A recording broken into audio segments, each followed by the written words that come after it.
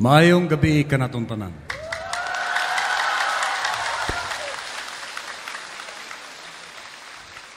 Ang ako mga pagyukbo sa atong o sa akong mga anak nga ani akaron,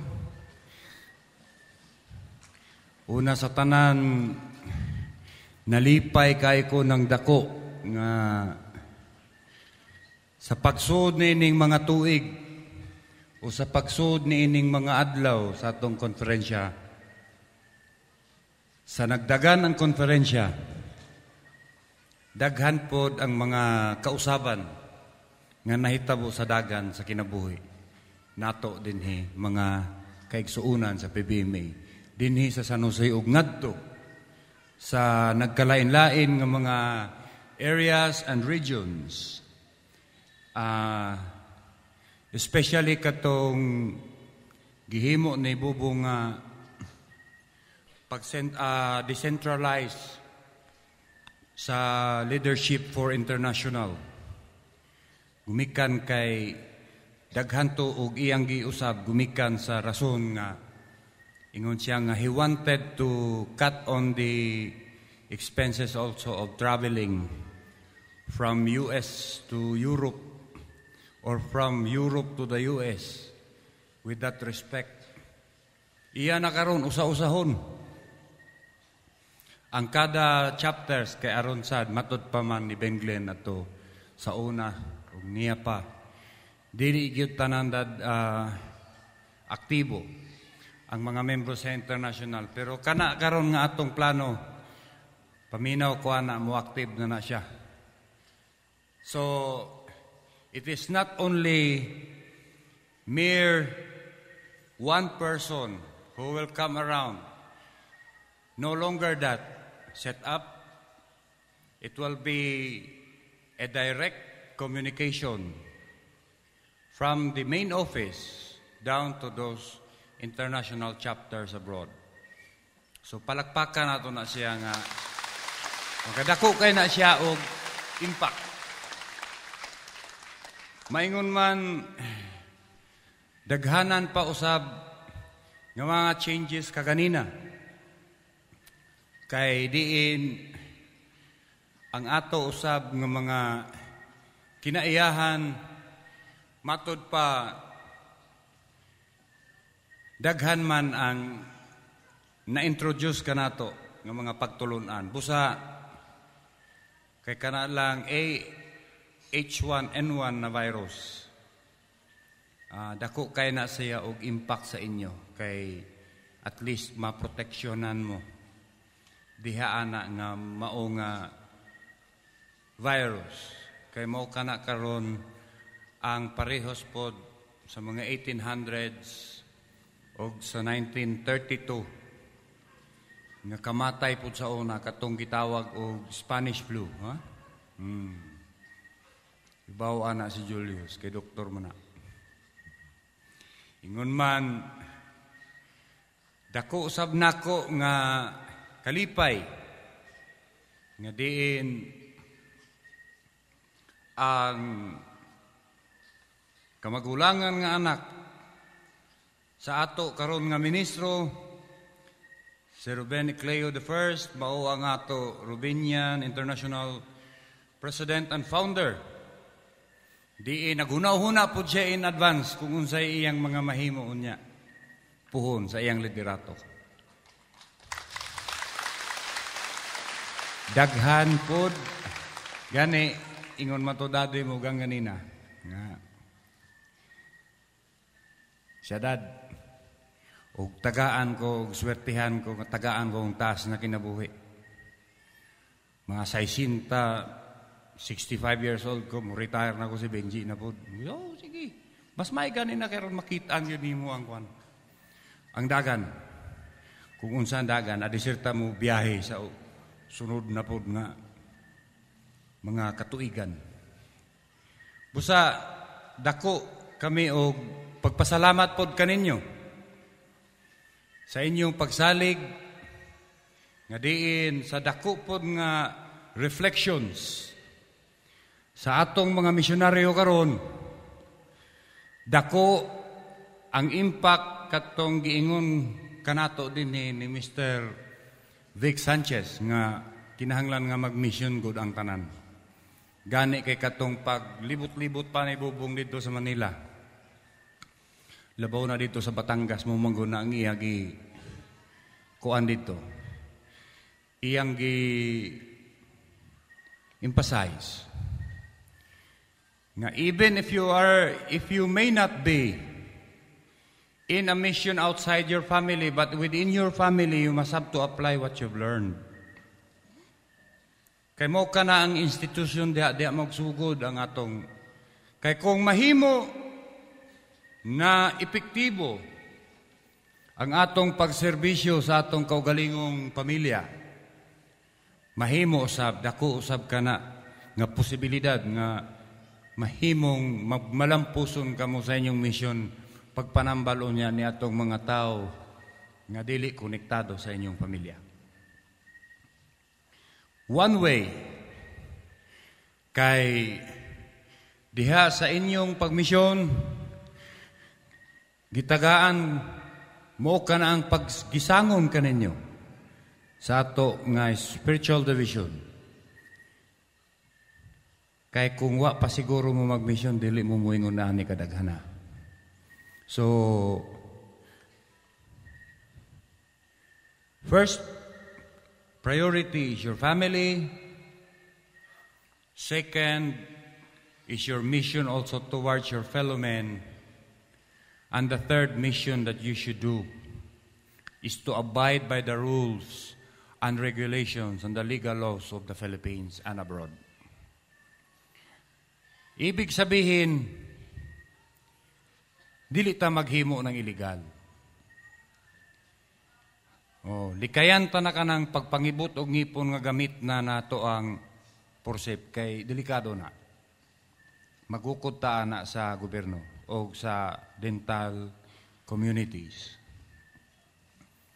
Ang ato, kung di makaya, ipa-dentist.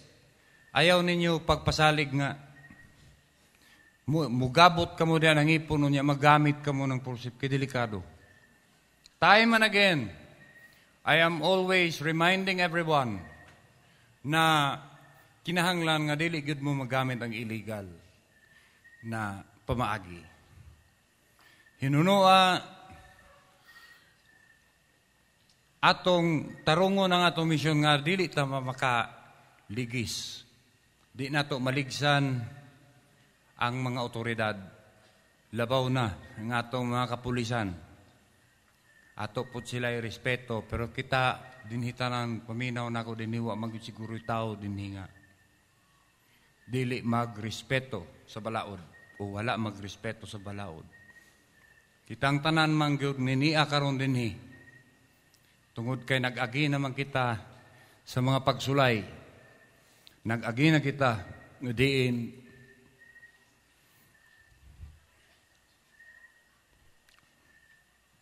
ang atong ministro sa pagkakaron,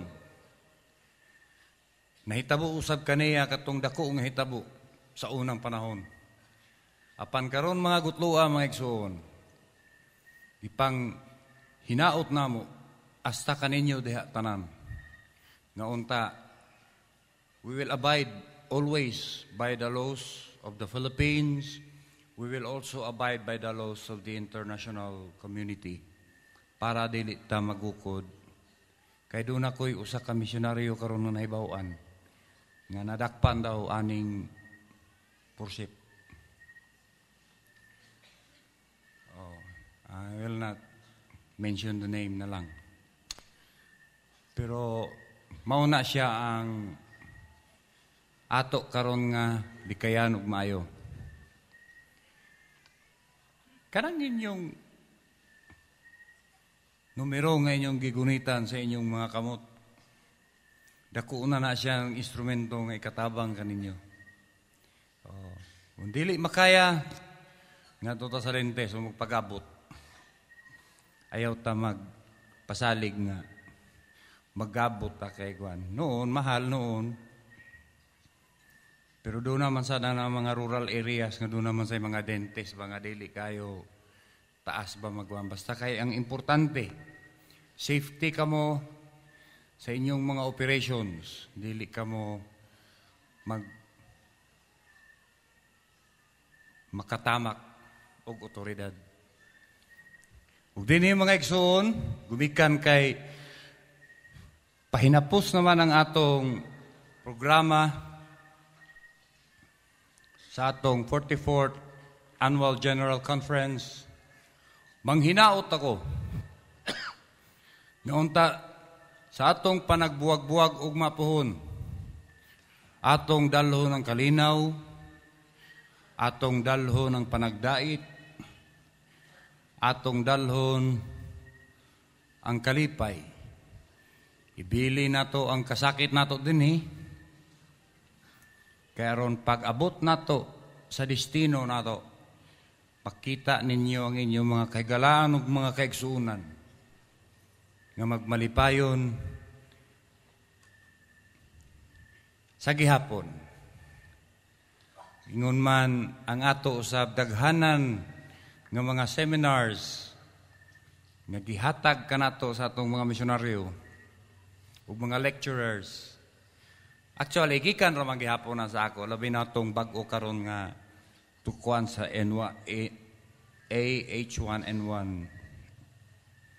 Gibutang man to nato gyud nga primero gyud dayon nga salgo ni adto. Don't forget to vaccinate yourselves against it. Even small children at that, ha? Para protektado ta.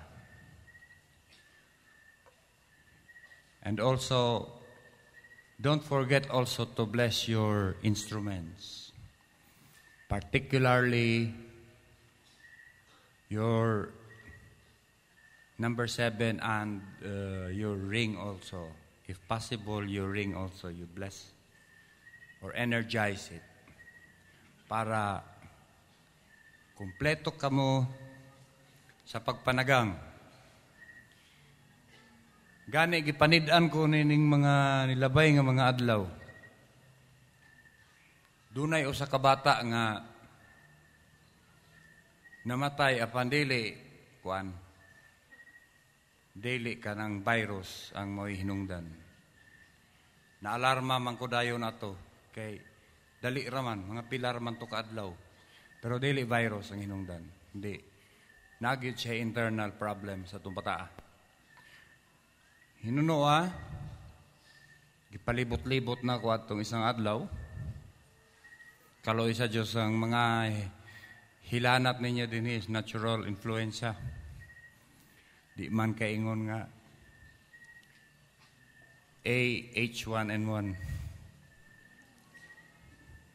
Si Benji gabi. Dad, H1N1 naman siguro ako. Bako ka in taon. Ayaw po.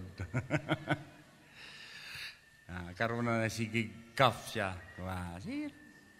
Wala rana siya.